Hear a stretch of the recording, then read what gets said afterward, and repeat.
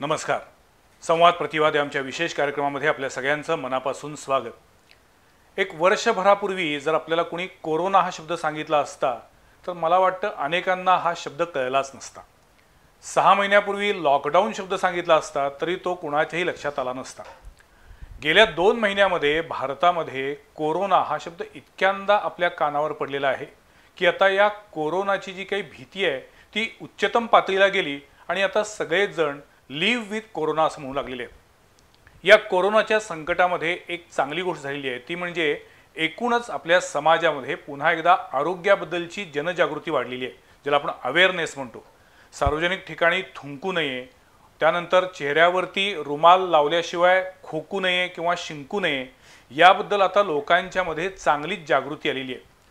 Corona रोखण्यासाठी सरकारच्या पातळीवरती अनेक उपाय होत आहेत, लोकांना त्यामध्ये सामील करून घेतलं जातंय. कोरोनाची भीती वाढतीये, पण या सगळ्या पार्श्वभूमीवरती असे अनेक अन्य आजार आहेत की ज्यांची भीती आपल्याला का वाटत नाही. हे आजार आपल्याला भीतीदायक वाटतात, पण त्याच्याबद्दल आपण जागरूकपणानं का वागत नाही हा खरा प्रश्न आहे. 31 मे हा तंबाखू विरोधी दिन म्हणून साजरा केला जातो.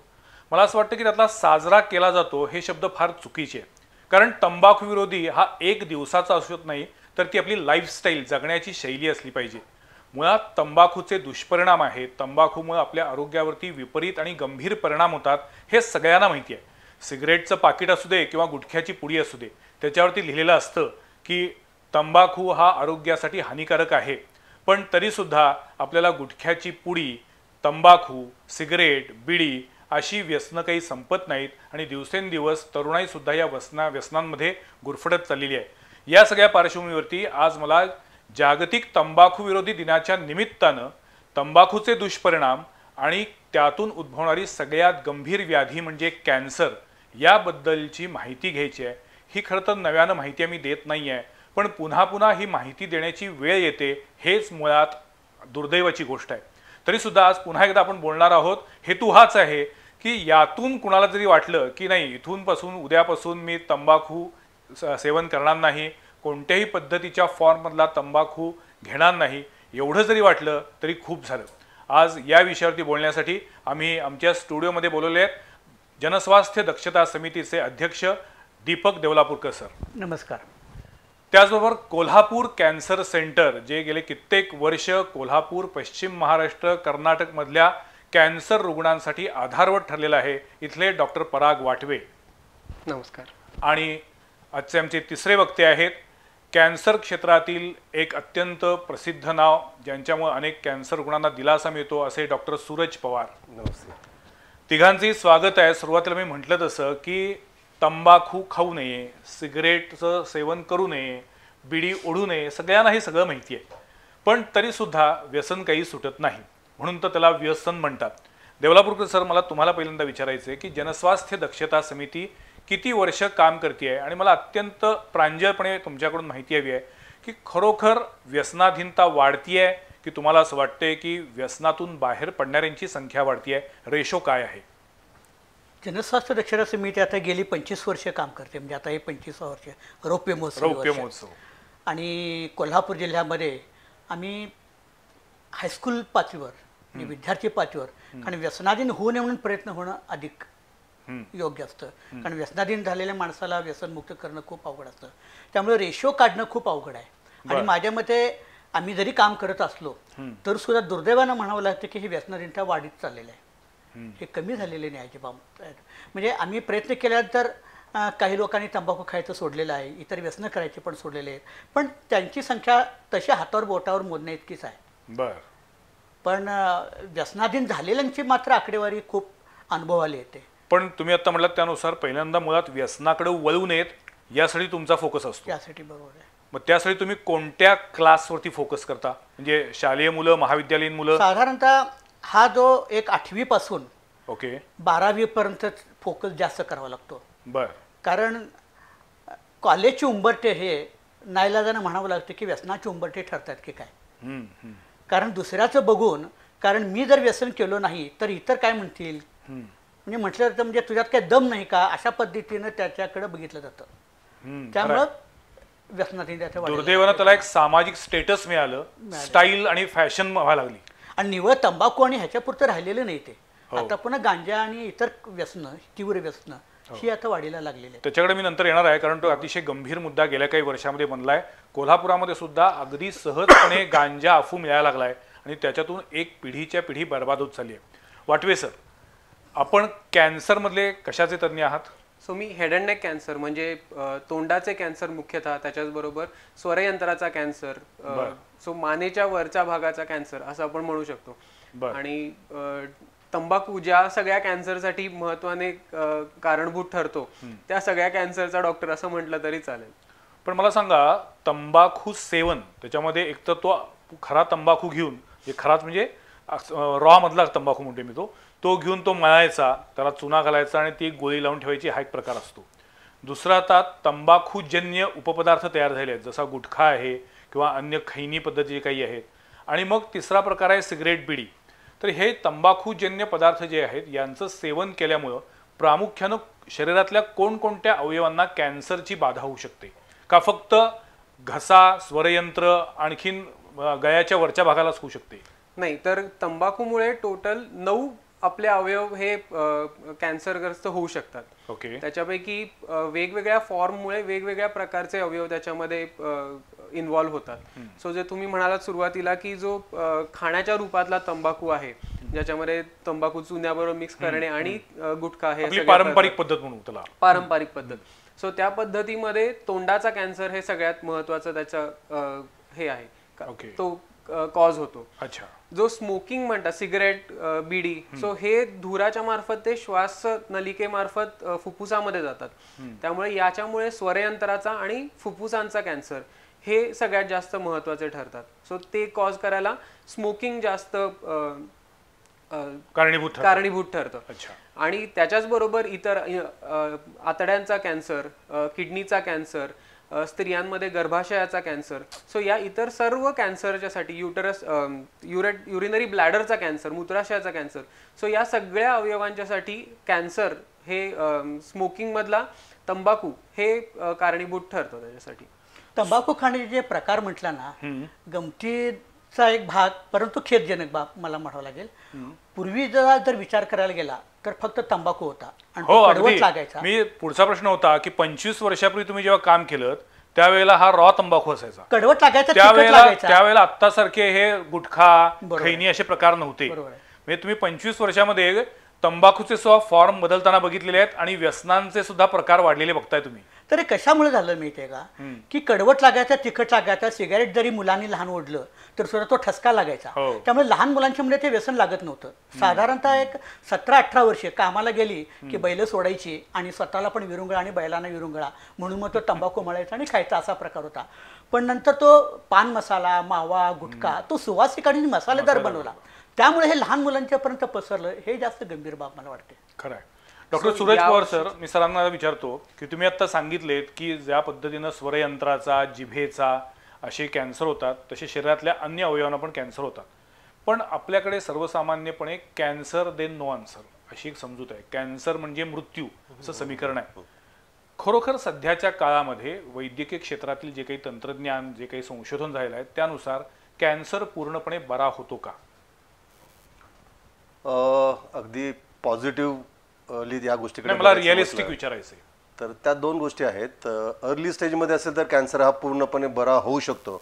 इनफॅक्ट कोल्हापूर कॅन्सर सेंटरचं आमचं ते स्लोगन आहे की कॅन्सरला घाबरू नका, कॅन्सर विरुद्ध एकत्र लढूया. आणि सर्वात महत्त्वाची गोष्ट आहे की प्राथमिक स्थितीमध्ये त्याचं निदान होणं. पण सर, कॅन्सर विरुद्ध एकत्र लढूया, पण त्या लढाईमध्ये विजय येतो की पराजय येतो? तेच, that depends on the stage of the cancer. Okay. आता ह्याच्यामध्ये सर्वात महत्त्वाचा भाग आहे की प्राथमिक स्थितीत आपण कसा ओळखायचा. मगाशी हा विषय जेव्हा निघाला की पूर्वी जसं रॉ टोबॅको खायली जायची, आता गुटखा, परत ते खैनी, सुगंधी वगैरे, मावा, त्याच्यामुळे लहान मुलं ते खायला लागले. आणि जेवढं लवकर ते व्यसन लागेल तंबाखूचं तेवढं ते सुटणं कठीण. दुसरं म्हणजे तितक्या जास्त प्रमाणात कॅन्सर होण्याची शक्यता जास्त असते. आणि यंग एजमध्ये झालेला कॅन्सर हा जास्त ॲग्रेसिव्ह असतो, तो बरा होण्याची शक्यता फार कमी असते. त्यामुळे तुमच्या प्रश्नाला हे मल्टिपल उत्तर आहेत की कुठल्या वयामध्ये कॅन्सर झाला, किती ॲग्रेसिव्ह आहे, त्याचं ग्रेड काय आहे, त्याचा टप्पा कुठला आहे. तर अर्ली स्टेजमध्ये लो ग्रेडमध्ये कॅन्सर असेल तर तो पूर्णपणे बरा होऊ शकतो. मी माझे स्वतःचे पेशंट्स 20 वर्षापूर्वी 22 वर्षांपूर्वी ट्रीट केलेले पेशंट्स अजूनही ठणठणीत आहेत, कारण त्यांना हे चांगले फॅक्टर्स होते. आणि काही 6 महिन्यापूर्वी 8 महिन्यापूर्वी ट्रीट केलेल्या पेशंटना सुद्धा परत आजार झालेला आहे, कारण त्याच्यामध्ये वाईट फॅक्टर्स होते. तर हे कॅन्सरचे फॅक्टर्स सुद्धा लक्षात घेणं खूप गरजेचं आहे. पण त्याचा दुसरा उपप्रश्न असा की शरीरातल्या कोणत्या अवयवाला झालेला कॅन्सर हा सर्वाधिक गंभीर असतो? तर काही असे कॅन्सर आहेत शरीरामधले जे दुर्दैवाने लवकर लक्षात येत नाहीत आणि जे मुळातच ॲग्रेसिव्ह असतात. म्हणजे आमच्या दृष्टीनं 2 कॅन्सर माहिती आहेत. ब्लड कॅन्सर ज्याला म्हणतात, संपूर्ण रक्तामध्ये जेव्हा कॅन्सरच्या पेशी पसरतात. मुळात कॅन्सर म्हणजे काय तर पेशींची बेसुमार किंवा अनियंत्रित होणारी वाढ म्हणजे कॅन्सर, बरोबर ना? अगदी बरोबर. मग अशा वेळेला सर्वाधिक जीवघेणा कॅन्सरचा प्रकार कुठला? तुम्ही ब्लड कॅन्सर म्हटलात, तो तर सर्वात डेंजरस कॅन्सर आहे. पण त्याची एक चांगली गोष्ट अशी आहे की जर किमोथेरपीला संपूर्ण साथ मिळाली तर तो कॅन्सर पूर्णपणे बरा सुद्धा होऊ शकतो. बर, देर इज ऑलमोस्ट 50% चान्स. त्यामुळे ब्लड कॅन्सर झाला म्हणजे सगळं संपलं असं नाही. बर. त्याच्या व्यतिरिक्त जे वाईट कॅन्सर आम्ही समजतो तो म्हणजे स्वादुपिंडाचा कॅन्सर, पॅनक्रियाज, फुफ्फुसाचा कॅन्सर, लंग कॅन्सर. कारण हे कॅन्सर त्यांची लक्षणं फार उशिरा कळतात आणि जोपर्यंत त्यांची लक्षणं कळलेली असतात तोपर्यंत तो ऑलरेडी स्टेज 4 मध्ये गेलेला असतो. स्त्रियांमध्ये बीजकोशाचा कॅन्सर, जठराचा कॅन्सर, ह्या कॅन्सरची लक्षणं लवकर कळतच नाहीत. हा एक मोठा प्रॉब्लेम आहे. आणि मुळात ह्या पेशी ॲग्रेसिव्ह असल्यामुळे हे 4-5 कॅन्सर मी जी नावं घेतली हे बॅड कॅन्सर्स असं आपण म्हणू शकतो. आणि त्याच्या विरुद्ध बाकीचे इतर काही कॅन्सर आहेत ते सो कॉल्ड गुड कॅन्सर्स, की जे खूप त्या तुलनेत त्यातल्या त्यात गुड कॅन्सर. कुठलाही कॅन्सर चांगला नाहीच आहे, पण कम्पॅरेटिव्हली जर बघितलं तर त्या तुलनेमध्ये हे जरा बरे. वाटवे सर, आता कोरोनाविषयी जी काही धास्ती आहे तर एकूणच आपल्या देशातील कोरोना बाधितांची संख्या बघितली आणि मृत्यूची संख्या बघितली तर मला वाटतं भारतामध्ये साधारणपणे मॉर्टॅलिटी रेट म्हणजे ज्याला आपण मृत्यू दर म्हणतो तो 2.8 ते 3% आहे. कॅन्सरचे साधारणपणे दरवर्षी जगामध्ये किती पेशंट सापडतात आणि भारतामध्ये किती पेशंट सापडतात आणि त्यापैकी किती जणांचा मृत्यू होतो, काही आकडेवारी आहे? सो तंबाखू रिलेटेड जे आजार आहेत, तंबाखूमुळे होणारे जे आजार आहेत त्याच्यामुळे जगभरामध्ये जवळजवळ 80 लाख लोक दरवर्षी मृत्युमुखी पडतात. माय गॉड, मृत्युमुखी पडतात? मृत्युमुखी. आणि त्याच्यापैकी 10 लाख हे फक्त भारतामध्ये आहेत. आणि आपण कोरोनाची एवढी धास्ती घेतली आहे, कोरोना करतोय, दरवर्षी 10 लाख लोक केवळ तंबाखूजन्य पदार्थांचं सेवन करून होणाऱ्या कॅन्सरमुळे जातात. लोक स्वतःनी ओढावून घेतात हे मृत्यू स्वतःवरती. माय गॉड. महाराष्ट्रामध्ये बघायला गेलं तर कधी आजपर्यंत कॅन्सरसाठी लॉकडाऊन झाला नाही आणि आज 3% कोरोनाला आपण घाबरतोय. नो डाऊट कोरोना गंभीर आहे, कोरोना संसर्गजन्य आजार आहे, त्यामुळे प्रिकॉशन अधिक घेतली पाहिजे. पण कॅन्सरचं संकट सुद्धा किती भीषण आहे, वर्षानुवर्ष हे संकट आहे, पण तरीही दिवसेंदिवस ही आकडेवारी वाढत चालली आहे. प्रमाण वाढत चालले का कमी होत चालले? नाही, प्रमाण हे वाढतच चाललेलं आहे. महाराष्ट्रामध्ये आत्ताच्या घडीला साधारण 2.5 ते 3 कोटी लोक हे तंबाखूचं सेवन करतात आणि त्याच्यापैकी 1/3 लोक म्हणजे 30 ते 40% लोक हे त्या कॅन्सरमुळे मृत्युमुखी पडणार आहेत. म्हणजे जो कोरोनाचा मॉर्टॅलिटी रेट आणि तंबाखू रिलेटेड मॉर्टॅलिटी रेट असं बघायला गेलं तर तुलनाच नाहीये त्यांच्यामध्ये. कमाल आहे. आता कोरोनाचं आणि तंबाखूचं रिलेशन वेगळ्या पद्धतीने सांगता येईल. कसं? कोरोनाचा जो प्रसार आहे तो ड्रॉपलेट मेथड आणि जे गुटखा तंबाखू खाऊन जे थुंकतात ना त्यापासून प्रचंड प्रसार होतो हे कोणी अजूनही लक्षात घेत नाही. खरं आहे. आता सरकारनं त्याच्याबद्दल आता नियम केलाय, सार्वजनिक ठिकाणी थुंकता कामा नये, त्याच्यावरती दंड लावला जाईल. पण मला तर वाटतं 10,000 रुपये दंड लावला आणि अंमलबजावणीचं काय? कारण अजूनही कोल्हापुरामध्ये अशी काही उदाहरणं आहेत की काय म्हणू त्याला म्हणजे शब्द अत्यंत निर्लज्जपणानं थुंकलं जातं रस्त्यावरती आणि जर कुणी विचारलं तर म्हणतात तुमच्या अंगावर पडले का म्हणून वरती विचारतात. हा जो काही एक माजोरडेपणा चालू आहे ना तो तुमच्या पैशाने खातोय का? त्यामुळे सार्वजनिक ठिकाणी थुंकणाऱ्यांवरती सर्वांनी मिळून बहिष्कार घातला पाहिजे, त्यांना भला मोठा दंड झाला पाहिजे आणि इतकंच नव्हे तर चांगली शिक्षा व्हायला पाहिजे. केवळ आर्थिक दंड करून उपयोग नाहीये. पण आता जरा तो अवेअरनेस यायला लागलाय की रस्त्यावरती कोणी थुंकायला लागलं तर त्याच्याबद्दल जरा लोक विचारतात किंवा त्याला जाब विचारतात. मला तुम्हाला विचारायचंय की ज्या पद्धतीनं हल्ली अनेक शाळा किंवा कॉलेजमध्ये बाहेर फलक लावलेले आहेत, तंबाखू मुक्त शाळा, तंबाखू मुक्त महाविद्यालय, तुम्ही स्वतः कन्व्हिन्स आहात का की खरोखर असं झालेलं आहे का केवळ शासकीय कागदोपत्री हे सगळं चालू आहे? 100% नाही, पण फरक पडलेला आहे नक्कीच. बर.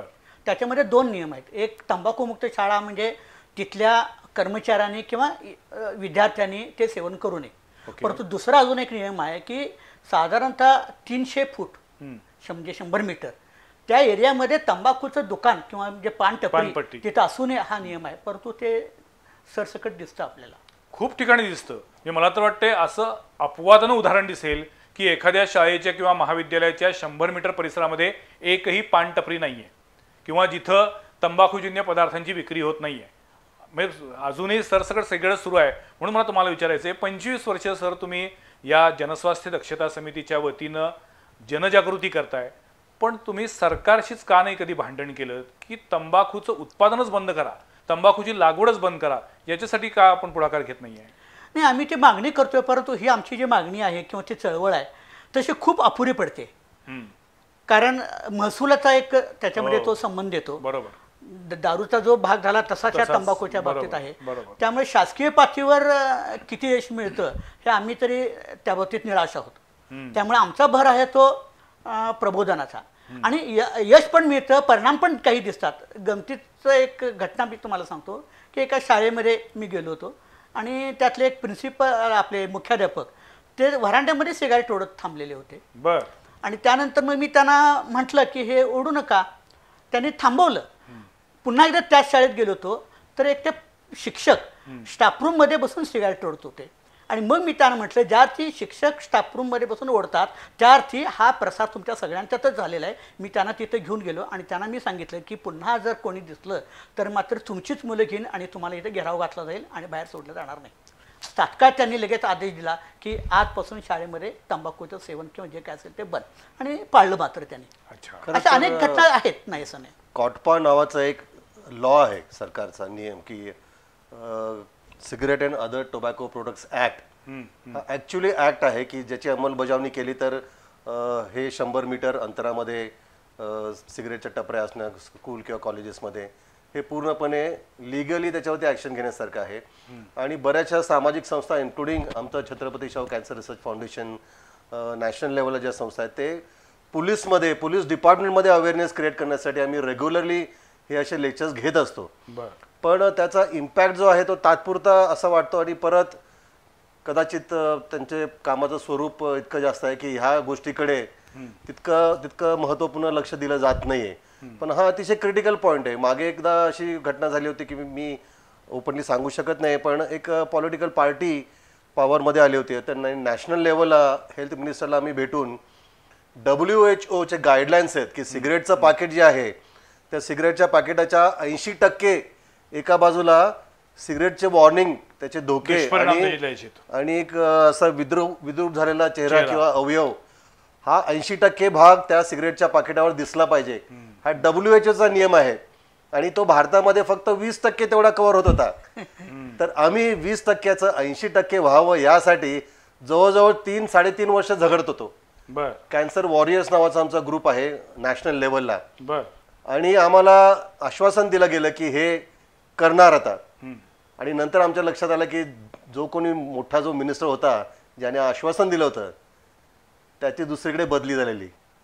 म्हणजे तुम्ही इमॅजिन करा की ही जी इंडस्ट्री आहे टोबॅको इंडस्ट्री किती पॉवरफुल आहे आणि त्यातनं जे रेव्हेन्यू जो आहे तो हा एक वेगळा मुद्दा आहे. पण त्याच्यामुळे सर जसं म्हणालेत की गव्हर्नमेंट लेवलला किंवा या लेवलला 100% सपोर्ट मिळणं हे कितपत पॉसिबल आहे हे खरं तर निराशाजनक गोष्ट. मला एका वेगळ्या मुद्द्याकडे तुमचं लक्ष वेधायचं. तुम्ही दोघे अभ्यासू डॉक्टर आहात. ज्या पद्धतीनं आता 2019 साली कोरोना जगभर आला आणि त्यामुळे त्याला COVID-19 मिळालं. गेल्या वर्षी N1H1 आला होता, त्याच्या अगोदर SARS आला होता, त्याच्या अगोदर काही वर्ष HIV आला होता. म्हणजे प्रत्येक रोगाचं एक उगमस्थान किंवा उगम वर्ष आहे. कॅन्सरचा उगम कधीपासून झालाय? कर्करोग आपण ज्याला म्हणतो तो जगात कधीपासून अस्तित्वात आला? कारण त्याचा प्रश्न विचारायचं कारण असं आहे की आपल्याकडं भारतीय संस्कृतीमध्ये, परंपरेमध्ये ग्रामीण भागामध्ये तंबाखू आणि चुना वापरणं हे सर्रास होतं. सिगरेट किंवा बिडी यांचा वापरही खूप जुन्या काळापासून होत होता. सिगरेट नसेल पण बिडी तर नक्कीच होती, तंबाखू तर होताच होता. म्हणजे पूर्वीच्या काही आपल्या त्या आत जी बंडी घालायची शर्टाच्या त्याच्यामध्ये तंबाखू आणि चुन्याची डबी ठेवायला एक जागाच असायची. म्हणजे तंबाखूचा वापर खूप वर्षापासून होतोय. मग कॅन्सर कधी उघडकीस आला? कॅन्सरचे जे पहिली म्हणजे नोंद जी आहे ती खूप पूर्वीची आहे. म्हणजे साधारण इजिप्त मधले जे उत्खननात सापडलेले त्यांचे त्या ह्याच्या पानावरती लिहून ठेवलेले वगैरे आलेख असायचे. सो त्याच्यामध्ये पण कॅन्सरचा उल्लेख आहे. कॅन्सर हा शब्द नाहीये त्याच्यासाठी, पण स्तनाची गाठ आणि मग ती फुटली आणि मग त्यातनं किडे आले वगैरे अशा प्रकारचं एक डिस्क्रिप्शन त्या ह्याच्यामध्ये आहे. त्यामुळे कॅन्सर हा तसा रोग बघायला गेला तर खूप पूर्वीपासूनचा आहे. पण त्याचे जे डायग्नोस्टिक मोडॅलिटीज आहेत ज्याच्यामुळे त्यांचं निदान होऊ शकतं, ह्या कदाचित या रिसेंट काळामध्ये आल्या असल्यामुळे आपल्याला त्याचं निदान होणं आणि त्याचा जो नंबर वाढतोय असं जे वाटतंय आपल्याला, ते कदाचित आता जास्त होत असल्यामुळे आपल्याला त्याची भीती जास्त निर्माण झाली आहे किंवा जास्त तो डिटेक्ट होतोय आता. पण कॅन्सर हा खूप आधीपासून आपल्यामध्ये आहे, आपल्या सगळ्यांचा भाग आहे. आणि मगाशी तुम्ही म्हणाल्याप्रमाणे कॅन्सर म्हणजे पेशींची अनियंत्रित वाढ. सो शरीराची वाढ होणे हे तर म्हणजे नॅचरल आहे. त्यामुळे एका लॉजिकने बघायला गेलं तर एका पॉइंट नंतर त्या नियंत्रणावरती जेव्हा किंवा ते अनियंत्रित होईल तेव्हा कॅन्सर होणं हे स्वाभाविक आहे. आपण आता जे बोलतोय तत्पूर्वी मला सूरज पवार तुम्हाला विचारायचे की आता आपण बोलतोय तंबाखू, सिगरेट, गुटखा, बिडी याबद्दल. पण जर आपण बघितलं अजूनही भारतीय संस्कृतीमध्ये महिलांच्या मध्ये तंबाखू खाण्याचं किंवा सिगरेट, बिडी ओढण्याचं प्रमाण त्या तुलनेत खूप कमी आहे. तरी सुद्धा महिलांच्या मध्ये सुद्धा कॅन्सरचं प्रमाण वाढू लागले. त्यातल्या त्यात ब्रेस्ट कॅन्सरचं प्रमाण आणखीन वाढतंय. याची कारणं काय असतील असं तुम्हाला वाटते? तुमचं निरीक्षण काय आहे? सर्वात मुख्य कारण ब्रेस्ट कॅन्सर वाढायचं. आणि मला या ठिकाणी नमूद करावं असं आवडेल की स्त्रियांमध्ये नंबर 1 कॅन्सर होता हा गर्भाशय मुखाचा कॅन्सर.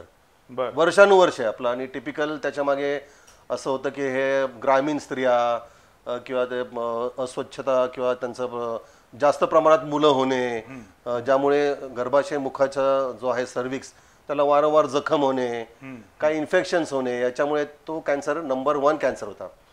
पण मागच्या काही वर्षांमध्ये भारतामध्ये नंबर 1 कॅन्सर आता ब्रेस्ट कॅन्सर झालेला आहे. जो पाश्चात्य कॅन्सर समजला जायचा, म्हणजे वेस्टर्न कंट्रीजमध्ये स्तनाचा कॅन्सर स्त्रियांमध्ये सर्वात पहिल्या क्रमांकाचा होता. आणि तो आता भारतातल्या स्त्रियांचा मध्ये पहिल्या क्रमांकाचा झालेला आहे. कारण काय? कारण पाश्चात्य लाईफस्टाईल. आपल्या ज्या स्त्रिया आहेत ह्या पूर्वी कसं वेळच्या वेळी लग्न होणं, वेळच्या वेळी मूल होणं, स्तनपान, ब्रेस्ट फिडिंग होणं, ह्या सगळ्या ज्या गोष्टी होतात हे आता सगळं डिरेंज व्हायला लागलेलं आहे. म्हणजे स्त्रिया आता जास्त करिअर ओरिएंटेड, फिगर मेंटेन करण्यासाठी ब्रेस्ट फिडिंग न करणं, मुळात पहिलं मूल उशिरा होऊ देणं करिअरमुळे, ह्या सगळ्या गोष्टींचा खूप इम्पॅक्ट पडतो. आणि दुसरा एक फॅक्टर जो हल्ली नोटीस झालेला आहे तो म्हणजे स्थूलपणा, ओबेसिटी. ओबेसिटी सुद्धा कॅन्सरसाठी एक रिस्क फॅक्टर आहे, हे सिद्ध झालेलं आहे. त्यामुळे पूर्वीच्या काळामध्ये व्यायाम वगैरे रेग्युलर चालणं फिरणं जे व्हायचं रुटीनली ज्या कामपद्धतीमुळे, आता ते एक्सरसाइजचं लेवल एकदम कमी झालेलं आहे. आणि ओबेसिटीचं प्रमाण इतकं वाढलेलं आहे की तो एक खूप मोठा रिस्क फॅक्टर कॅन्सरसाठी झालेला आहे. अच्छा. तंबाखूची गोळी तोंडात ठेवल्यामुळं कॅन्सरची तीव्रता, कॅन्सरची शक्यता जास्त असते की स्मोकिंगमुळे जास्त असते? कारण स्मोक करताना तुम्ही तो सगळा धूर जो आहे तो तोंडात साठत नाही, तो लंग्समध्ये, फुफ्फुसामध्ये जातो आणि पुन्हा तो नाकावाटी किंवा तोंडावाटे बाहेर पडतो, पण तो आत काही राहत नाही. तर गंभीरता कशात आहे? गंभीरता ही सगळ्यामध्येच आहे.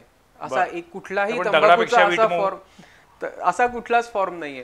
आणि प्रिसाइजली तुम्ही जे म्हणताय हे आजकालची तंबाखूची इंडस्ट्री हे सगळे फॅक्टर्स यूज करतेय की या प्रकारचा तंबाखू हा कमी धोकादायक आहे. मध्ये तुम्ही ऐकलं असेल की electronic nicotine delivery system, e cigarettes म्हणून आल्या होत्या की त्या बाकीच्या सिगरेटपेक्षा कमी हानिकारक आहेत. असं एक लोकांच्या मध्ये जाणीव निर्माण केली जाते आणि त्यांचं एक सायकोलॉजिकल मॅनिप्युलेशन केलं जातं. पण असा कुठलाही प्रकारचा तंबाखू नाहीये की जो सेफ आहे. बरोबर. ओके. त्यामुळे तंबाखू हा कुठल्याही फॉर्म मध्ये खाल्ला तरी तो धोकादायकच. अच्छा. इनफॅक्ट या वर्षीचं जे स्लोगन आहे वर्ल्ड नो टोबॅको डे, जो 1988 साली सुरू झाला, दरवर्षी वर्ल्ड नो टोबॅको डे, तर या वर्षीचं स्लोगन आहे की prevent the youth from industry manipulation and prevent them from using tobacco and nicotine. अच्छा. म्हणजे इंडस्ट्री जे मॅनिप्युलेट करून आता डॉक्टर पराग जे म्हटलेत की त्याच्यामुळे एक प्रकारचं वातावरण निर्माण केलं जात आहे की यूथमध्ये, की ते कसं प्रिव्हेंट करणं हा या वर्षीचा ध्येय आहे. And prevent them from using tobacco and nicotine. कारण निकोटीन हा जो घटक आहे that is what causes addiction. म्हणजे ॲडिक्शन म्हणतो आपण तंबाखूचं, आणि ह्याचं व्यसन का लागतं तर त्याच्यामधला निकोटीन नावाचा जो घटक आहे जो ब्रेनमध्ये जाऊन तिथल्या ज्या नर्वस सिस्टममध्ये किंवा ते जे जंक्शन्स असतात म्हणजे ज्याला सायनॅप्सेस म्हणतो तिथे जे लेवल्स असतात आपल्या न्यूरोजेनिक फ्लुइडचे, म्हणजे खरोखर लेवल लागण्याचे आपण जे वापरतो सर्रास, ती लेवल म्हणजे ब्रेनच्या तिथल्या फ्लुइडची लेवल, ते निकोटीनची लेवल जर मेंटेन झाली व्यवस्थित तर एक फील गुड फॅक्टर होतं. ती कमी झाली तर अस्वस्थपणा, त्यामुळे परत ते घेणं, आणि दुर्दैवाने ती लेवल एक ठराविक लेवलला राहत नाही, ती त्याचं क्रेविंग वाढत जातं आणखीन. अच्छा. त्यामुळे प्रमाण त्याचं वाढत जातं. ओके. तर हा निकोटीन नावाचा घटक हा खूप डेंजरस, आणि या वर्षीच्या स्कीममध्येच अवॉइड निकोटीन यूज असं वर्ल्ड हेल्थ ऑर्गनायझेशन घेतलं. पण या तंबाखूमुळं एक प्रकारे मानसिकता पण म्हणजे व्यसनाधीनतेकडे वाढते का? कारण तुम्ही बघितलेत का की तंबाखू खाल्ला नाही तर मला सकाळी शौचाला होत नाही असं म्हणणारे अनेक जण आहेत. हे मानसिक दृष्ट्या असतं की शारीरिक दृष्ट्या असतं? नाही, ह्याचा मेजॉरिटी कंपोनंट हा मानसिक दृष्ट्या आहे. म्हणजे जर म्हणजे असं असतं अनेक लोक असे असतात की त्यांना सिगरेट घेतल्याशिवाय सकाळी प्रातर्विधीला जाता येत नाही किंवा तंबाखूची गोळी लावल्याशिवाय पोट साफ होत नाही म्हणतात. पण त्याचा शरीराशी काही संबंध नसतो ना? पण ह्याच्यामध्ये मानसिक भाग हा खूप जास्त प्रमाणात आहे. एक्झॅक्टली. तर मगाशी जे सर म्हणत होते की निकोटीनची लेवल मेंटेन करावी लागते, सो मी थोडंसं त्याच्यावरती इलॅबरेट करतो की आज एका सिगरेटमुळे ती मला लेवल येत असेल तर उद्या तीच लेवल आणण्यासाठी मला 2 लागतात, 3 लागतात, आणि ह्याच्यामुळे व्यसनाधीनता अजून वाढत जाते. विषचक्र सुरू होतं कधीही न संपणार. त्यातनं मग माणूस हळूहळू एकाचं 2, 2चं 4 करत व्यसनाधीन होतो. बरोबर. मगाशी आपण म्हणत होतो की लहान मुलांच्या 8वी पासूनच्या मुलांपासून ते महाविद्यालयीनपर्यंत मुलांचं तुम्ही प्रबोधन करताय. त्यानंतर आपण आलो होतो की आता हे सिगरेट तंबाखूच्या बरोबरीनं आजकाल व्यसनाचे अनेक प्रकार यायला लागले आहेत. त्याच्यामध्ये म्हटलं तसं गांजा आता सहजपणे मिळायला लागलेला आहे. काही दिवसांपूर्वी, काही महिन्यांपूर्वी कोल्हापुरामध्ये जो व्हाईटनर असतो तो व्हाईटनर लावून तो हुंगायचा आणि त्याच्यातून नशा घ्यायची असे प्रकार व्हायले आहेत. या सगळ्याबद्दल तुम्हाला असं वाटते का की राज्य सरकारकडून म्हणावी तशी ठोस पावलं उचलली जात नाहीत हे रोखण्यासाठी? नाही, हे तरी स्पष्टच आहे. आम्ही ज्यावेळेला मागणी ज्यावेळेला करतो नेमकी त्याच्यावर कारवाई कोण करायची याच्यामध्ये वाद होतात. म्हणजे पोलिसांनी करायची का अन्न औषध प्रशासनाने करायचं, महानगरपालिकेने करायचं. मध्ये एक सर्क्युलर आलं होतं की त्या शाळेच्या मुख्याध्यापकांना, प्रिन्सिपलना, डॉक्टर्सना, परिसरातल्या डॉक्टर्सना त्यांना अधिकार आहेत. त्यांनी जर परिसरामध्ये जर तंबाखूचे टपरे असेल तर कशी कारवाई होऊ शकेल?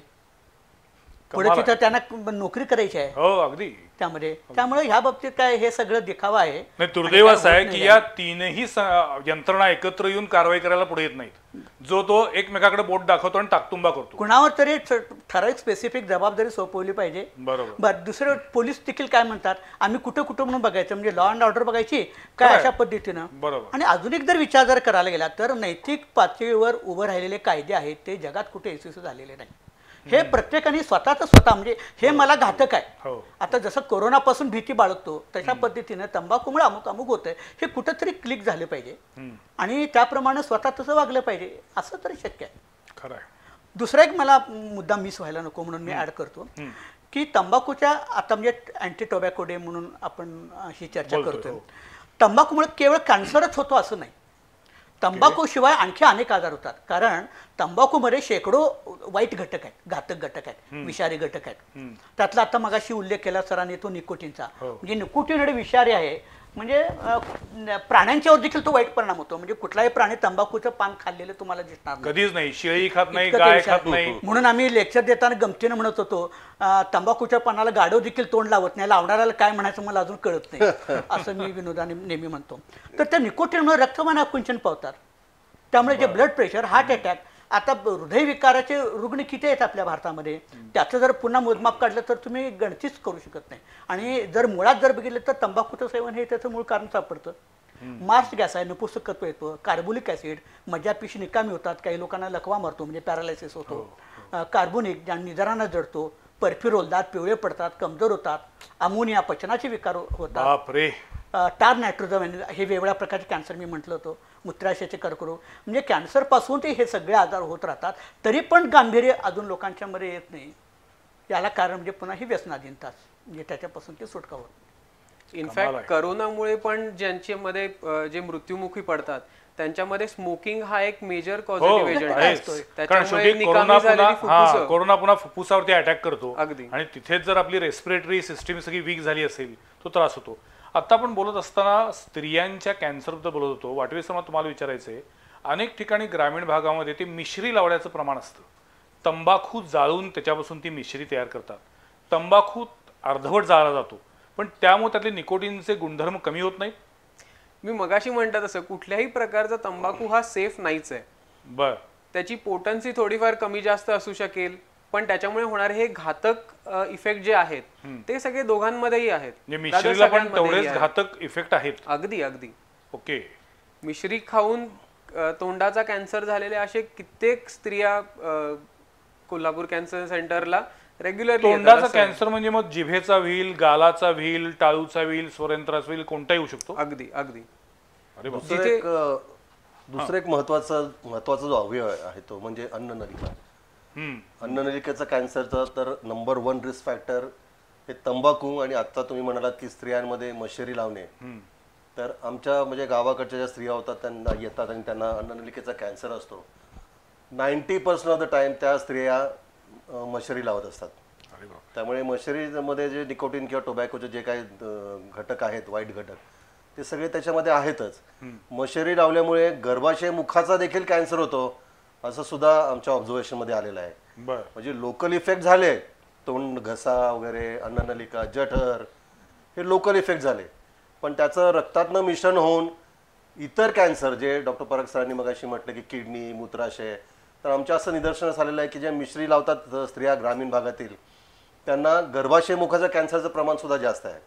अच्छा. तुम्ही मगाशी म्हटलात बोलताना की वेळेवरती जर निदान झालं तर कॅन्सर बरा होऊ शकतो. नेहमीच आपण सगळेजण ते ऐकतो, वाचतो, पण वेळेवर म्हणजे कधी? कारण कोणत्याही माणसाला त्याची लक्षणं काय जाणवतात ह्याच्यावरती ते ठरणार आहे. तर बेसिक लक्षणं काय असतात? तर काही लक्षणं आहेत. सुदैवाने मेजॉरिटी कॅन्सर्समध्ये लक्षणांमुळे हा कॅन्सर लवकर ओळखला जातो. नंबर 1चं लक्षण आहे शरीरातल्या कोणत्याही भागावर गाठ निर्माण होणे. कुठल्याही भागामध्ये दृश्य असू शकते किंवा अदृश्य दिसू शकतं. बरोबर. कुठल्याही भागामध्ये बाहेर गाठ, विशेषतः स्तनामध्ये जर गाठ असेल आणि ती जर न दुखणारी गाठ असेल तर 90% शक्यता आहे की ती कॅन्सरची गाठ असेल. अरे बापरे, म्हणजे ती न दुखणारी असते हे त्याचं लक्षण आहे. तेच त्याच्यामध्येच आयरोनी म्हणतो आपण की स्त्रिया ही गाठ दुखत नाहीये म्हणून दुर्लक्ष करतात, अंगावर काढतात, आणि तोच तिथे सर्वात मोठा प्रॉब्लेम आहे. तर हे एक लक्षण झालं. दुसरं एक लक्षण आहे बरी न होणारी जखम, विशेषतः तोंडामध्ये. आणि तंबाखू व्यसन वगैरे जर असेल आणि बरी न होणारी जखम तोंडामध्ये किंवा शरीरातल्या इतर कुठल्याही भागामध्ये असेल ते एक लक्षण आहे.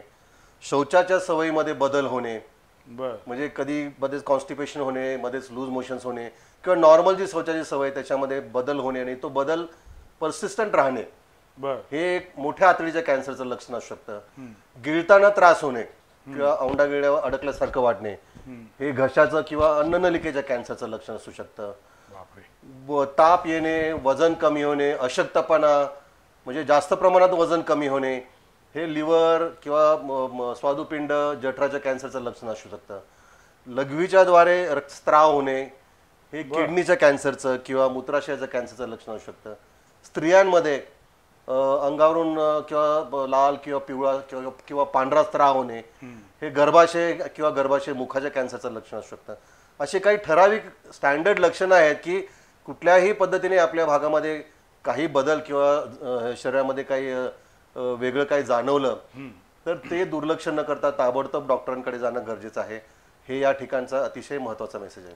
तंबाखू किंवा तंबाखूजन्य पदार्थांचं सेवन केल्यानंतर कॅन्सरची शक्यता बळावते, बरोबर? पण तंबाखू किंवा तंबाखूजन्य पदार्थांचं आयुष्यभर कधी सेवन केलं नाही, कधी स्पर्शही केला नाही, तरी सुद्धा कॅन्सर होणारच नाही असं आपण सांगू शकत नाही. अजिबात सांगू मग शकत कॅन्सरचं नेमकं कारण काय? डेस्टिनी, नशीब, तसं म्हणता येणार हेल्मेट मग काय? कारण अनेक माणसं अशी आहेत की ज्यांनी आयुष्यामध्ये कधीही कुठलंही व्यसन केलं नाही, ज्यांनी आयुष्यात कधी नॉनव्हेज खाल्लं नाही, वेळच्या वेळी व्यायाम केला, तरी सुद्धा अकाली कॅन्सर येऊ शकतो. लहान मुलांमध्ये कॅन्सरचं प्रमाण वाढतंय. मग हे कशामुळे होतंय? त्याच्यामुळे काय कारण? विज्ञान जर असेल तर विज्ञानाला हे का नाही शोधता आलं की या गोष्टी जर आपण रोखल्या तर कॅन्सर होणार नाही? असं का नाही होऊ शकत? त्याला कारण असं आहे की कॅन्सर हा मल्टीफॅक्टोरियल आहे. म्हणजे एखादं वॅक्सिन आहे, पण सर, लहान मुलांचे कॅन्सर वाढतायत दुर्दैवानं. लहान मुलांचे कॅन्सर वाढतायत, त्याला त्याचं कारण काय? तेच सांगतो मी की आपल्याला फक्त 25 ते 30% कॅन्सर्स माहिती आहेत असे की ज्याचे कारण आपण सांगू शकतो. ओके. म्हणजे मी आता मगाशी जे काही लक्षणे दिले की पाश्चात्य लाईफस्टाईल, ब्रेस्ट कॅन्सर, तंबाखू खाणे, 7, 8, 10 कॅन्सर शरीरामध्ये होतात, किंवा अल्कोहोलचं अतिप्रमाण करणे, जठराचा कॅन्सर, लिव्हरचा कॅन्सर, अशा काही ठराविकच कॅन्सर्स आपल्याला माहिती आहेत की ज्याची कारणं आपण समजू शकतो. 70 ते 80% असे कॅन्सर्स आहेत की ज्याची कारणं आपल्याला माहितीच नाही आहेत. लहान मुलांचं ब्लड कॅन्सर, आता त्या लहान मुलांमध्ये कुठे व्यसन झालेलं किंवा काय, काहीच नाही. ते हे जेनेटिक काही रिझन्स असते ज्याला आपण जनुकीय म्हणतो. आणि जगामध्ये सर्वात जास्त रिसर्च हा कुठल्या विषयात चाललाय तर तो कॅन्सरमध्ये चाललाय. इतके वर्षानुवर्ष, तरी अजूनही आम्हाला त्याचं फायनल आन्सर किंवा फायनल वॅक्सिन, की आपण लहानपणी वॅक्सिन टोचलं की आता पोलिओ वॅक्सिन दिला, पोलिओ होणार नाही, कॅन्सर वॅक्सिन, असं कॅन्सर वॅक्सिन आता पण डेव्हलप झालेलं नाहीये. कारण त्या कॅन्सरच्या पेशी एवढ्या स्मार्ट आहेत की त्याचं रूप स्वरूप हे सगळं कंटिन्युअस बदलत असतं. एखादा ब्रेस्ट कॅन्सर आम्ही टार्गेट करून त्याच्यावरती लेटेस्ट किमोथेरपी औषधं हे फाईंड करून ते कंट्रोलमध्ये केला की वेगळ्या प्रकारचा, वेगळ्या स्वरूपाचा पेशी निर्माण होतो. तर हा खूप मोठा प्रॉब्लेम आहे की मल्टीफॅक्टोरियल कॅन्सर असा आहे आणि it is a big battle. ते बॅटल आता आपण कधी जिंकणार, त्याच्यामागे सर्वात जास्त रिसोर्सेस, पैसा, थॉट प्रोसेस, एनर्जी, हे सगळ्या जगामध्ये मेडिकल फील्डमध्ये कॅन्सरवरतीच हे कॉन्सन्ट्रेटेड आहे. एक ना एक दिवस येईल असं मला वाटतं की जेव्हा वॅक्सिन निघेल आणि वॅक्सिन दिल्यानंतर कॅन्सर कोणाला होणार नाही. कमाल आहे. तंबाखू विरोधी चळवळीच्या बाबतीत कोल्हापूर जिल्ह्याच्या बाबतीत एक आनंदाची किंवा त्याची बाब सांगता येईल मला की दरवर्षी, आता गेली 20 वर्ष, दरवर्षी जनस्वास्थ्य अभियान राबवलं जातं आणि 800 शाळांच्या मध्ये तो कार्यक्रम राबवला जातो. एकाच दिवशी एकाच वेळेला किमान 2 ते 2.5 लाख मुलं हातात पोस्टर्स घेऊन व्यसनांच्या विरोधात घोषणा देत उभी असतात आपापल्या शाळेच्या प्रमुख रस्त्यावर. मला वाटतं भारतात एकमेव उदाहरण असावं, तुम्ही कुठेही दाखवून द्या, असं आहे का? आणि 20 वर्ष सलग. आणि विशेष म्हणजे ह्या शाळा आणि विद्यार्थी उत्साहानं भाग घेतात. म्हणजे कार्यक्रम सरकारने लादला आणि नाईलाजानं घेतात. तर तुम्हाला माहिती असेल की रॅलीज अमुक तमुक निघतात, बऱ्याच वेळेला ते उडून न्यावं लागतं आणि अशा पद्धतीनं करावं लागतं. पण ह्या बाबतीत होत नाही. म्हणजे तिथंपर्यंत आम्ही मित्रत्वाच्या नात्यानं पोचलेलं आहे आणि ते उत्स्फूर्तपणे कार्यक्रम राबवतात. वाटवे सर, तुम्ही सिगरेट ओढणाऱ्या माणसाला जेवढा त्रास होतो तेवढाच त्रास त्याच्या शेजारी बसलेल्या माणसाला त्या धुरामुळे होत असतो. हा धूर सुद्धा आरोग्याला अपायकारक असतो हे सगळेजण म्हणतात. पण हा धूर, सिगरेटचा, बिडीचा धूर किंवा मिश्रीसाठी तंबाखू जाळतानाचा धूर, याच्यामुळे सुद्धा कॅन्सर उद्भवू शकतो का? याच्यामुळे पण कॅन्सर उद्भवू शकतो. त्याला पॅसिव्ह स्मोकिंग किंवा सेकंड हँड स्मोकिंग असं म्हणतात. सो जे इफेक्ट्स या ऍक्च्युअल स्मोकिंगमध्ये आहेत त्याच्या कदाचित थोड्याशा कमी प्रमाणात असतील, पण कॉन्सन्ट्रेशन थोडंसं कमी झालेलं असेल, पण त्याच्यामध्ये घटक तेच सगळे आहेत. त्यामुळे इफेक्टिव्हली त्याचा जो स्मोकिंग ऍक्च्युअल करणाऱ्या माणसावरती जो परिणाम होतो तशाच प्रकारचा परिणाम हा समोरच्या माणसावरती पण होऊ शकतो. पण म्हणजे सिगरेट ओढणाऱ्या माणसापासून दूर थांबणे हा त्यातला सगळ्यात चांगला उपाय. अगदी. त्यामुळे त्याच्यापेक्षा पण महत्वाचं, तो त्यांनीच ओढू नये असा प्रयत्न करणे अगदी उत्तम.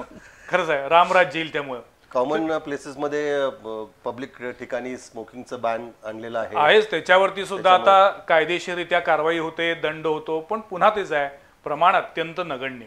म्हणजे यांच्या नादाला कोण लागायचं असा प्रश्न पडतो. त्यामुळे सार्वजनिक ठिकाणी स्मोकिंग करू नये, रस्त्यावरती सार्वजनिक ठिकाणी थुंकू नये, या सगळ्यांवरती चाप लावण्यासाठी आता मला वाटतं जनतेमध्ये एकी आली पाहिजे, जनतेमध्ये जागृती आली पाहिजे, तरच या गोष्टी रोखता येतील. कोल्हापूरमध्ये आपला सध्या अशी परिस्थिती आहे की आमचं कोल्हापूर कॅन्सर सेंटरमध्ये दरवर्षी आम्ही साधारणपणे 4 ते 4.5 हजार नवीन रुग्ण तपासतो. बापरे. आणि त्यापैकी साधारणपणे 1700 रुग्ण असे आहेत की जे फक्त तंबाखूच्या सेवनामुळे त्यांना कॅन्सर झालेला आहे. म्हणजे ऑलमोस्ट 35% 40% एवढा मोठा आकडा आहे की 40% रुग्ण आमच्याकडे जे येतात कोल्हापूर कॅन्सर सेंटरला, कॅन्सरवर मात केली अशी अनेक उदाहरणं आपण वाचतोय बघतोय, पण खरोखर कॅन्सर सहज जगणं साधारण किती वर्षाचा लाईफ स्पॅन मिळू शकतो कॅन्सर डिटेक्ट झाल्यापासून? खूप चांगला प्रश्न विचारलात. कारण आता असे लेटेस्ट औषधं, किमोथेरपी, इम्युनोथेरपीज किंवा लेटेस्ट रेडिएशन थेरपी, सर्जरीज, हे एवढे ॲडव्हान्स आता ट्रीटमेंट मोडॅलिटीज म्हणतो आम्ही त्याला झालेले आहेत की कॅन्सर सकट बरेच वर्ष तो पेशंट जगू शकतो. म्हणजे कॅन्सर म्हणजे कॅन्सल असं तुम्ही सुरुवातीला मगाशी म्हटलं, असं काय आहे का? तर तसं अजिबात नाहीये. बरं, कॅन्सर क्युअर झाला तरच होप्स आहेत, आणि कॅन्सर सकट जर पूर्ण क्युअर झाला नाही तर पेशंट संपला असं पण नाहीये. कारण ते नॉर्मल पेशंट त्याचं नॉर्मल आयुष्य हे कॅन्सर सकट जगू शकतो. जसं ती एखादी व्यक्ती ब्लड प्रेशर, डायबिटीज किंवा हायपरटेन्शन किंवा इतर काही क्रॉनिक डिसिजेस त्याच्या सकट नॉर्मल आयुष्य काढतो, तसंच कॅन्सर सुद्धा आता क्रॉनिक डिसीजच्या कॅटेगरीमध्ये येऊ पाहतोय आम्ही. त्याला क्रॉनिक डिसीजच्या कॅटेगरीमध्ये आणायचा प्रयत्न सुरू आहे. की कारण उदाहरणार्थ द्यायचं म्हटलं तर लिम्फोमा नावाचा एक कॅन्सर आहे, त्याला किमोथेरपी घेऊन तो कंट्रोलमध्ये राहतो, मध्येच परत उद्भवतो, मध्ये परत त्याला औषधं द्यायला लागतात. असं करत करत कितीतरी पेशंट आमचे आहेत की जे नॉर्मल लाईफ जगतायत, अगदी हेल्दी लाईफ जगतायत. पण कॅन्सर हा पेनफुल असतो? ज्या भागामध्ये कॅन्सरची गाठ आहे तिथं प्रचंड वेदना होतात? Not necessary. Not necessary. In fact मी मगाशी सांगितलं की ब्रेस्ट कॅन्सर हा पेनलेस आहे. तो पेनफुल जर असता तर तो ब्रेस्ट कॅन्सर नाही असं समजतो आम्ही. त्यामुळे कॅन्सर दरवेळेस पेनफुलच असतो हा एक गैरसमज आहे. पण आता बऱ्याचदा असं होतं की कॅन्सरसाठी जे उपचार घेतले जातात त्या उपचारांचे साईड इफेक्ट्स इतके भयानक आहेत की लोकांमध्ये त्याचीच जास्त भीती आहे. एक केमोथेरपी घेतल्यानंतर सगळे केस गळणार, त्यानंतर प्रचंड पेन्स होणार, वजन कमी होणार, या ज्या काही सगळ्या भावना आहेत, तर मेडिकल सायन्समध्ये ह्याच्याबद्दल सुद्धा काही नवीन संशोधन सुरू आहे का? खूप आता डेव्हलपमेंट झालेले आहेत. तुम्ही हे जे काही उदाहरणं दिली आहेत की साधारणपणे 25-30 वर्षापूर्वी अशी परिस्थिती होती. केस गळत नाहीत, आता केस गळतात, पण ते परत 100% आहे तसे येतात. किमोथेरपी ड्रग्स आता लेटेस्ट एवढे आलेले आहेत ज्याच्यामध्ये मोनोक्लोनल अँटीबॉडीज किंवा टार्गेटेड थेरपी म्हणतो आम्ही त्याला, की जे किमोथेरपीचे ड्रग्स पूर्वी जसं संपूर्ण शरीरावरती त्याची ऍक्शन व्हायची, आता हे ड्रग्स फक्त ते कॅन्सर पेशंटला टार्गेट करतात. त्यामुळे जनरल जे साईड इफेक्ट असायचे ते खूप प्रमाणात कमी झालेले आहेत. त्याचबरोबर रेडिएशन थेरपी, पूर्वी रेडिएशन शेक म्हटलं की पेशंट घाबरून जायचा. म्हणजे सगळं ते जे काही त्याच्या शरीरामध्ये एखाद्या ठिकाणी स्तनामध्ये कॅन्सर आहे समजा, त्याला रेडिएशन दिलं तर आर पार ते जाळण्यासारखं अगदी बरगडी, मनका, हृदय, फुफ्फुस सगळं ते म्हणजे कार्पेट बॉम्बिंग केल्यासारखं ते चित्र असायचं. आता radiation therapy is like a guided missile. त्याच्यामध्ये इमेज गायडेड रेडिएशन थेरपी जे कोल्हापूर कॅन्सर सेंटरमध्ये आहे, की अचूक फक्त जेवढा ट्यूमर आहे फक्त त्याच ट्यूमर पुरतं आपल्याला रेडिएशन दिलं जातं आणि आजूबाजूचे जे टिश्यूज आहेत ते सगळे सेफ केले जातात. त्यामुळे साईड इफेक्ट्स अतिशय कमी. पूर्वी आम्ही तोंडाच्या कॅन्सरला झाला की ऑपरेशन झाल्यानंतर रेडिएशन द्यायचो. रेडिएशन दिल्यानंतर पेशंट परत आमच्याकडे यायचं, तेव्हा अर्धा चेहरा काळा पडलेला असायचा, तोंडामध्ये लाळ नसायची, त्याची चव गेलेली असायची. आता अशी परिस्थिती आहे की आम्ही रेडिएशनला ऑपरेशन झाल्यानंतर कोल्हापूर कॅन्सर सेंटरमध्ये रेडिएशन घेऊन पेशंट जेव्हा परत येतो त्याला रेडिएशन मिळाले की नाही इतपत ओळखता येत नाही अशी परिस्थिती आहे. इतकं नॉर्मल त्याचं स्किन आणि टिश्यूज राहतात. मेडिकल सायन्स एवढं डेव्हलप झालेलं आहे. काय आहे, आयुष्यात कधीच कोणाला कोल्हापूर कॅन्सर सेंटरमध्ये जायची वेळ येऊ नये, अगदी कधीच कोणाला येऊ नये. पण जर दुर्दैवानं तशी वेळ आली तर काय केलं पाहिजे याची माहिती पाहिजे. पण पुन्हा पुन्हा आम्ही सांगतोय की आपण आपल्या हातानं ओढवून घेतोय. तंबाखू आणि तंबाखूजन्य पदार्थांचे जे काही दुष्परिणाम आहेत हे सगळ्यांना माहिती आहेत. त्या सिगरेटच्या पाकिटावर आणि त्या गुटख्याच्या पुडीवर लिहिलं असतं, पण तरीसुद्धा त्याचा मोह आवरत नाही. मला सगळ्यात शेवटी आता तुमच्याकडे यायचं आहे. या सगळ्या परिस्थितीमध्ये एकूण जर मुलांची मानसिकता बघितली तर एकीकडं वेगवेगळ्या प्रसारमाध्यमांमुळं त्यांच्यासमोर ग्लोरिफिकेशन खूप होते. संपूर्ण जग आता एक वैश्विक खेडं बनलेलं आहे. त्यामुळं परदेशातल्या वेगवेगळ्या गोष्टींची एक प्रकारे त्याची भुरळ पडती आहे. या सगळ्या परिस्थितीमध्ये तुम्हाला असं वाटतं का की पुन्हा एकदा आपल्या भारतीय संस्कृतीचा आणि आपल्या ज्या परंपरा आहेत यांचा प्रचार होण्याची जास्ती गरज आहे? कारण सुरुवातीला तुम्ही जसं म्हटलात की आजकाल हातामध्ये सिगरेट असणं म्हणजे ती स्टाईल वाटते, आणि आजकाल दुर्दैवानं मुलींना पण असं वाटतं अरे पोरगा सिगरेट ओढतोय म्हणजे एकदम खमक्या दिसतोय. ही एक जी काही नवीन जगण्याची पद्धत किंवा जगण्याकडे बघण्याची पद्धत आली आहे, ही पद्धतच मुळात बदलायला पाहिजे असं वाटते का? नाही, जी पद्धत आत्ता आपण म्हणतो तशी पद्धत पूर्वी पण होती, त्याचं स्वरूप फक्त वेगळं होतं. व्यसनांचे प्रकार वेगवेगळे आले आणि मग त्याच्यामध्ये हे आले. म्हणजे व्यसनाधीनता ही अगदी अनादिकालापासून आहे. त्यामुळं मग संस्कृतीचा हा मुद्दा फारसा येत नाही. ज्या कारणामुळं पेशींच्यावर परिणाम होतो आणि पेशी ॲडिक्ट होतात आणि त्यापासून तो जगू शकत नाही असं त्याला वाटतं, आणि ती म्हणजे व्यसनाधीनता. त्यामुळं लोकांनी जागरूकच राहिलं पाहिजे. पण ती वैचारिकता अधिक सकारात्मक करण्यासाठी आपलं सगळं वातावरण बदलण्याची गरज असं वाटतं. वैचारिकतापेक्षा देखील त्याला एवढी भीती अशी वाटली पाहिजे. खरं म्हणजे नाही हो सर, मी तुमच्या मताशी सहमत नाही, कारण भीती सगळ्यांना आहे, सगळ्यांना माहिती आहे अमुक केलं की त्याचा त्रास असा होणार आहे, सगळ्यांना कळतं, पण तरी सुद्धा ते सोडवत नाही, त्याचा मोह जो आहे तो सुटत नाही. तेव्हा मला असं वाटतं की बऱ्याचदा की आपली जगण्याची जी काही पद्धत आहे तीच बदलण्याची गरज आहे.